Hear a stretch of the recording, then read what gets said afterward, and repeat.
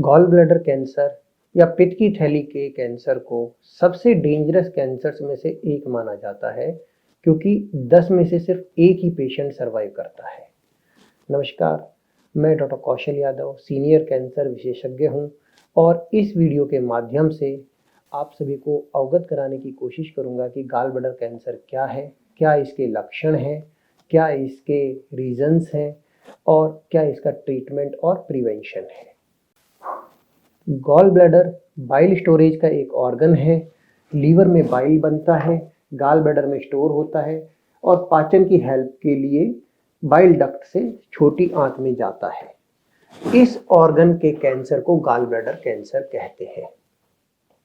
1.2% incidence होने के बाद भी इस कैंसर का डेथ रेट 1.7% है।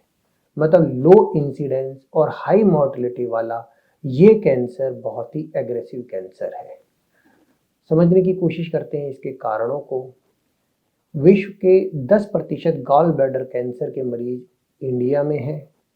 नॉर्थ इंडिया और नॉर्थ ईस्ट इंडिया में gall bladder cancer south India से 7 गुना ज़्यादा होता है। कुछ कारण हैं जैसे कि पॉल्यूशन, वाटर मतलब पानी का पॉल्यूशन, सॉइल मतलब मिट्टी का पॉल्यूशन। गंगा बेल्ट के अलोंग बहुत सी इंडस्ट्रीज हैं, बहुत से हैवी मेटल और पेस्टिसाइड का दुष्प्रभाव लोगों को ग्रसित करता है। गॉल स्टोन या पित्त की थैली की पथरी एक कॉमन डिसीज है। लगभग 80% गॉल ब्लैडर कैंसर के पेशेंट्स में गॉल स्टोन होता है, लेकिन पित्त की थैली की पथरी की वजह से सिर्फ 1% या उससे भी कम मरीजों में कैंसर होता है। जिन मरीजों को गॉल स्टोन है और उससे कोई सिम्टम या इन्फेक्शन नहीं है, तो उसे गॉल ब्लैडर कैंसर का रीज़न नहीं माना जाता है। Gall bladder polyp gall bladder की ग्रोथ है। यदि इसका साइज 1 सेंटीमीटर से ज़्यादा हो तो इसे गॉल ब्लैडर का कैंसर के लिए रिस्क माना जाता है। कुछ ऑटो इम्यून डिसीज जैसे primary sclerosing cholangitis gall bladder के रिस्क को बढ़ाती हैं। इसके अलावा मोटापा, धूम्रपान, अल्कोहल का कंजप्शन भी इसके रिस्क फैक्टर हैं। बाइल सिस्ट कॉन्जेनिटल कंडीशन हैं जिनमें लगभग 30% कैंसर का रिस्क बढ़ता है, जो बाइल ट्रैक्ट के अलोंग होते हैं, और इसमें गॉल ब्लैडर कैंसर सबसे ज़्यादा होता है। कुछ जेनेटिक प्रीडिस्पोजिशन को भी गॉल ब्लैडर कैंसर का रिस्क माना जाता है। गॉल ब्लैडर कैंसर की वजह से शुरुआत में कोई सिम्टम नहीं होता है, इसलिए 80% से अधिक लोग लेट स्टेज में प्रेजेंट करते हैं और उस वक्त बेस्ट ट्रीटमेंट के बाद भी लिमिटेड लाइफ स्पैन ही दिया जा सकता है। इसलिए ये बहुत इम्पॉर्टेंट है कि इसके शुरुआती सिम्टम्स या प्रॉब्लम्स को नज़रअंदाज नहीं किया जाए। ये सिम्टम्स माइल्ड भी हो सकते हैं, जैसे कि जनरल पेट में दर्द होना या पेट में कोई डिस्कम्फर्ट होना, नोजिया या उल्टी का होना, राइट साइड में पेट में अपर एब्डोमेन में किसी गांठ या सूजन का होना, जॉन्डिस या पीलिया। जब गॉल ब्लैडर कैंसर बढ़ जाता है तो बाइल डक्ट को प्रेस करने की वजह से या उनमें स्प्रेड की वजह से जॉन्डिस या पीलियापन होता है। बीमारी बढ़ने के साथ ही वजन का कम होना या पेट में पानी आने के सिम्टम्स भी होते हैं। जहाँ तक इन्वेस्टिगेशंस की बात है, गॉल ब्लैडर कैंसर या गॉल ब्लैडर से रिलेटेड प्रॉब्लम्स में इन्वेस्टिगेशंस को बहुत ही ध्यानपूर्वक देखने की ज़रूरत होती है। अल्ट्रासाउंड सबसे पहली और सबसे महत्वपूर्ण जांच है। सबसे पहली इसलिए कि पेट दर्द होने पर सबसे कॉमनली और इजीली अवेलेबल इन्वेस्टिगेशन है, और सबसे महत्वपूर्ण इसलिए कि कुछ ऐसे सिम्टम्स या कुछ ऐसे डाउट्स और साइंस होते हैं जिनको अल्ट्रासाउंड पे बहुत ही ध्यानपूर्वक देखना होता है। इन इम्पॉर्टेंट साइंस में हैं जैसे कि गॉल ब्लैडर की जो वॉल है, जो उसकी स्ट्रक्चर है, उसमें कोई थिकनेस है या वह बढ़ गई है, या उस वॉल में कोई इरेगुलरिटी है, या फिर अंदर कोई पॉलिप है, या उसमें कोई मास है, या फिर लीवर के साथ गॉल ब्लैडर का प्लेन सही है या वहाँ पे कोई ग्रोथ है। इन चीज़ों को बहुत ही ध्यानपूर्वक देखना ज़रूरी है ताकि ट्रीटमेंट का सही तरह से प्लान किया जा सके।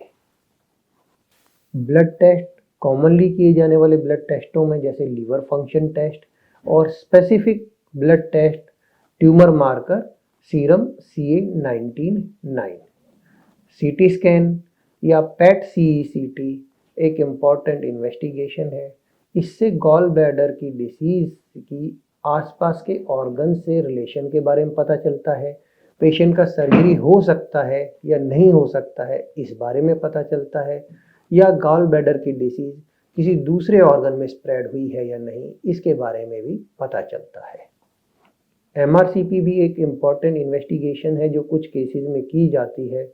ये सर्जरी प्लानिंग में भी हेल्प करती है और जिन लोगों को जॉन्डिस है उसमें जॉन्डिस के लेवल के बारे में भी ये बताती है ताकि उसका एप्रोप्रिएट ट्रीटमेंट किया जा सके। बायोप्सी या पैथोलॉजिकल डायग्नोसिस ज़्यादातर कैंसर्स में सर्जरी से पहले किया जाता है, लेकिन गॉल ब्लैडर के केस में कुछ इम्पॉर्टेंट चीज़ों का ध्यान रखना होता है। जिन लोगों की कॉलिसिस्टेक्टमी या लैप्रोस्कोपिक कॉलिसिस्टेक्टमी हो जाती है उनकी बायोप्सी कॉलिसिस्टेक्टमी के स्पेसिमेन पे पता लग जाती है। जिन पेशेंट्स की बीमारी लिमिटेड है, कुछ क्यूरेटिव पोटेंशियल के अंदर जो आते हैं, उन केसेस में बायोप्सी को नहीं किया जाता है। इन केसेस में सर्जरी के टाइम पर ही गॉल ब्लैडर को कंप्लीट निकालकर फ्रोजन सेक्शन किया जाता है, जो उसी समय बता देता है कि गॉल ब्लैडर में कैंसर है या नहीं, और सही समय पर उसी वक्त रेडिकल कोलिसिस्टेक्टमी जो इसकी ट्रीटमेंट है वो सर्जरी की जाती है। जिन पेशेंट्स को मेटास्टैटिक डिसीज़ होती है, मतलब डिसीज़ ऑलरेडी फैल चुकी है, उन केसेस में ट्रीटमेंट शुरू करने से पहले डायग्नोसिस की कंफर्मेशन के लिए बायोप्सी की जाती है। इन इन्वेस्टिगेशन से गॉल ब्लैडर कैंसर को 4 स्टेजेस में विभक्त करते हैं। पहली स्टेज के अंदर gall bladder cancer gall bladder wall की अंदर वाली लेयर्स तक ही लिमिटेड रहता है। दूसरी स्टेज में गॉल ब्लैडर की वॉल को कम्प्लीटली इन्वॉल्व कर लेता है। तीसरी स्टेज में लीवर में या तो डायरेक्ट स्प्रेड हो जाती है या फिर आसपास के लिम्फ नोड्स में स्प्रेड होती है। और चौथी स्टेज में लीवर में दूर के लोब में, मतलब गॉल ब्लैडर यहाँ है तो यहाँ या यहाँ इस तरह से दूर के लोब में या किसी दूसरे ऑर्गन में जैसे कि लंग के अंदर फैल जाती है। गॉल ब्लैडर कैंसर की ट्रीटमेंट इस बात पर निर्भर करती है कि मरीज कैंसर सर्जन के पास किस स्टेज में पहुंचा है। 2 तरह से इनको डिवाइड कर सकते हैं। लिमिटेड स्टेज जहां क्यूरेटिव ट्रीटमेंट की जा सकती है, स्टेज 1, 2 और 3 जिसमें गॉल ब्लैडर कैंसर को कम्प्लीटली ठीक किया जा सकता है। स्टेज 4 या मेटास्टैटिक डिसीज जिसमें पैलिएटिव ट्रीटमेंट दी जाती है, कंप्लीट क्योर पॉसिबल नहीं होती है, या फिर बीमारी से लीवर की दोनों साइड की ब्लड सप्लाई को अगर इन्वॉल्व किया जाता है तो क्यूरेटिव सर्जरी नहीं की जा सकती है। इस स्टेज के अंदर मेन ट्रीटमेंट कीमोथेरेपी, इम्यूनोथेरेपी और टारगेटेड थेरेपी होती है। जिन पेशेंट्स को लिमिटेड डिसीज होती है, स्टेज 1, 2 और 3 के पेशेंट्स, उनकी ट्रीटमेंट को अच्छे से समझने की ज़रूरत है, क्योंकि ट्रीटमेंट से इस स्टेज के अंदर पेशेंट को कम्प्लीटली क्योर किया जा सकता है। फिर भी बहुत से पेशेंट इस समय इग्नोरेंस में रहते हैं और ट्रीटमेंट को कम्प्लीटली नहीं लेते हैं और फिर बाद में समय नहीं रहता है। पेशेंट सर्जिकल ऑन्कोलॉजिस्ट के पास लगभग 3 स्थितियों में पहुंचते हैं। पहली स्थिति ऐसी होती है जिन पेशेंट्स के लिए गॉल स्टोन्स के लिए गॉल ब्लैडर रिमूवल की सर्जरी हो चुकी होती है।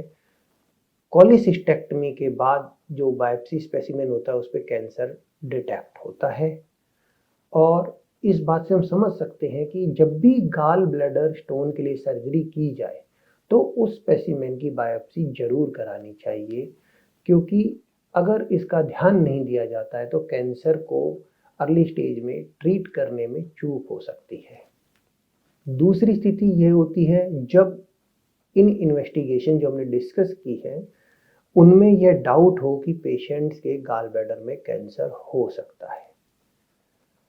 इस समय शुरुआत से ही सावधानी रखने की ज़रूरत है और सर्जरी की जो प्लानिंग की जाए उसमें सर्जरी के समय पर फ्रोजन सेक्शन भेजा जाता है। Intra operative frozen section confirm करता है कि कैंसर है या नहीं है। कैंसर है तो उसी समय कंप्लीट सर्जरी की जाती है। तीसरी स्थिति वह होती है जब पेशेंट सिम्टम्स की वजह से कैंसर सर्जन के पास पहुंचता है और ये सिम्टम्स कैंसर के बढ़ने की वजह से होते हैं, जिनमें से सबसे कॉमन जॉन्डिस है। इन तीनों स्थितियों के अंदर जो मेन ट्रीटमेंट है वो सर्जरी है और इस सर्जरी को रेडिकल कोलिसिस्टेक्टमी कहते हैं। रेडिकल कोलिसिस्टेक्टमी में गॉल ब्लैडर के साथ लीवर का एक पोर्शन या सेगमेंट निकाली जाती है।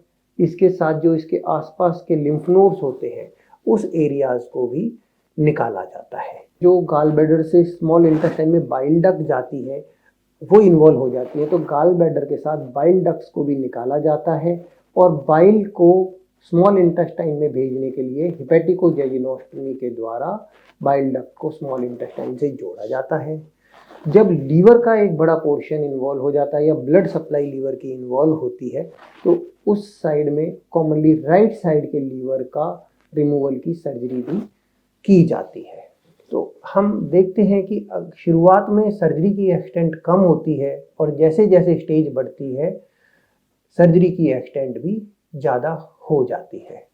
कभी कभी मेटास्टैटिक डिसीज़ में सिम्टम रिलीफ के लिए भी सर्जरी की ज़रूरत होती है, जैसे कि खाने की रुकावट के लिए गैस्ट्रोजेजुनोस्टमी और पीलिए को ठीक करने के लिए हेपेटिकोजेजुनोस्टमी।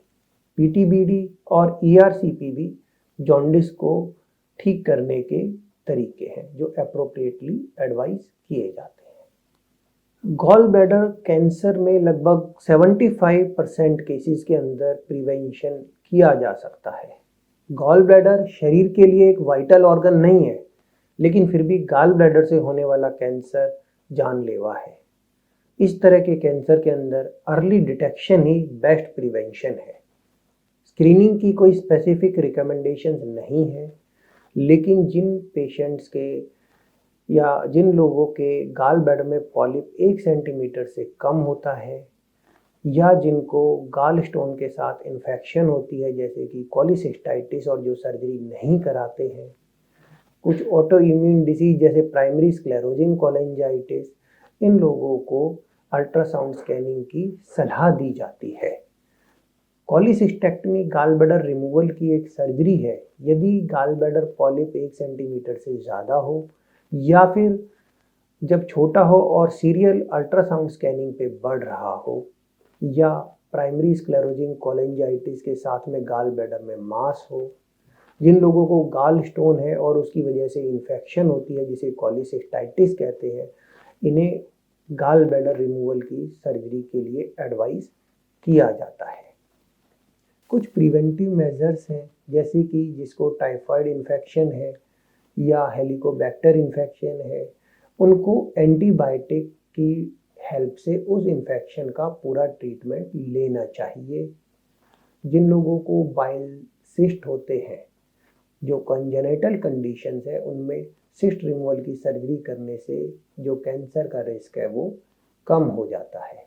इसके अलावा नियमित व्यायाम करना, फ्रूट्स और वेजिटेबल्स को लेना और अपनी हेल्थ का ध्यान रखना भी इम्पोर्टेंट प्रिवेंटिव स्टेप्स हैं।